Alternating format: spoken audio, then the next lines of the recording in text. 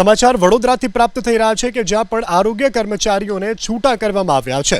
વડોદરામાં આ પ્રકારની કાર્યવાહી કરવામાં આવી છે। વડોદરાના ડભોઈમાં 41 આરોગ્ય કર્મચારીઓને છૂટા કરાયા।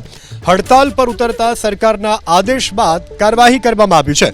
ડભોઈ તાલુકામાં ફરજ બજાવતા 49 પૈકી 41 આરોગ્ય કર્મચારીઓને છૂટા કરવામાં આવ્યા છે।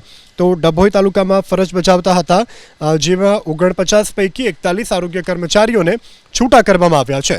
वडोदराना डभोईथी आ समाचार प्राप्त थई रह्या छे। हड़ताल पर उतरता सरकारना आदेश बाद आ कार्यवाही करवामां आवी छे।